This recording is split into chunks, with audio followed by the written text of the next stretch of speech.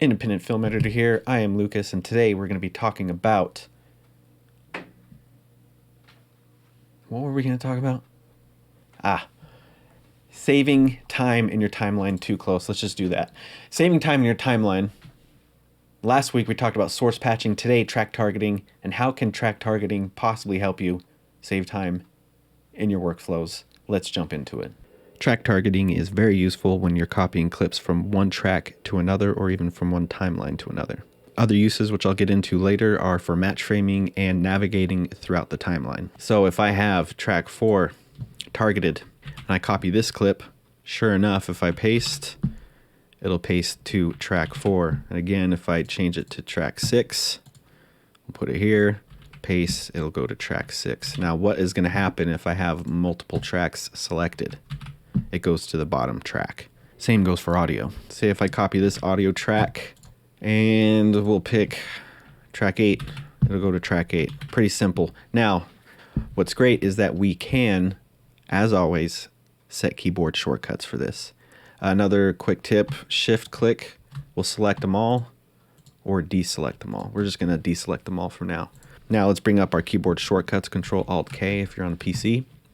Search up toggle target, and you'll see here we have target audio 1 through 8 and video 1 through 8. So I am going to set my preset as Control-Alt-1 for audio, 2 for track 2, and I'm just going to go through and set this all up.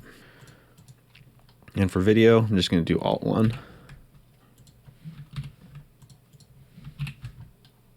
And I have those all set up, so when we come back to our timeline, if I hit Alt-1, it toggles on track 1, Alt-2, and I can just go all the way up to track 8. And then if you do those again, it removes those. Control-Alt will then do your audio, which is how I have it set up. And the second use for track targeting is just navigating throughout the timeline.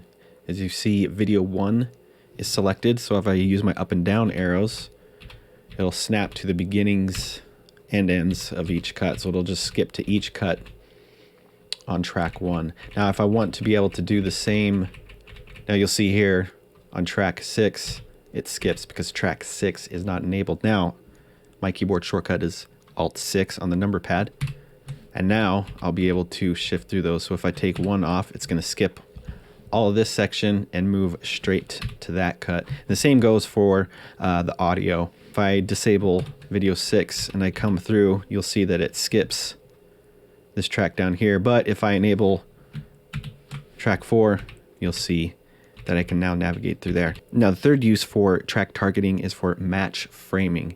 Match framing is by default, if you go up to sequence, match frame is F. If it is not working when you hit F, go into your keyboard shortcuts and be sure to assign a shortcut of your preference. So if I were to hit match frame, my keyboard shortcut F, if I hit F, it'll match frame that shot here.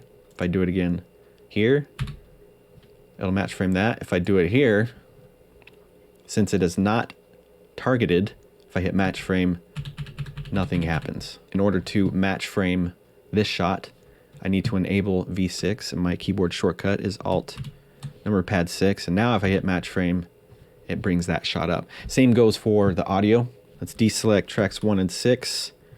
Let's deselect track 4. Now if I do match frame, it's going to match frame this audio. As you see, this clip is this clip.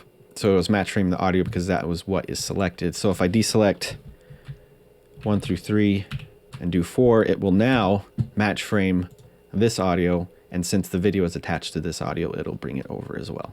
Also be aware, if you have multiple tracks targeted, match frame will work on the highest track targeted. A couple bonus features you can use with track targeting that I just remembered while editing this video is selecting clips at your playhead and ripple deleting. So if you bring up your keyboard shortcuts and type in select clip at playhead, I have it set to D. And when you have it set to D, if I hit D, it'll select the clips that are been track targeted. Now I'm just going to duplicate this, Alt drag, and now if I hit D, it'll only select these 2 clips and not track 2. So if I enable track 2, deselect, and I hit D, it'll select all those tracks. And now for ripple deleting, Let's just leave a gap here. Same goes for selecting a track at playhead. It'll also select the gap at your playhead, the playhead being this line here. So if I hit my keyboard shortcut D, it'll select this space, and then I have it set to Alt D to ripple delete, and it'll remove that. What's interesting is, let's just duplicate this shot, Alt drag. If I were to deselect video 1, audio track 1, and I had audio track 2 selected, if I hit my keyboard shortcut for select clip at playhead, it's going to select this entire gap. And as you see, I'm doing my keyboard shortcut for ripple delete and it does not work. So I need to make sure that I have at least A1 or V1 selected to get that gap selected between the shots, and then I can ripple delete. So those were the 3 plus bonus uses for track targeting. And that was track targeting. This is Independent Film Editor. My name is Lucas. I have never said the word targeting or targeted so much in my life. Please consider subscribing. I hit the mic. Please consider subscribing.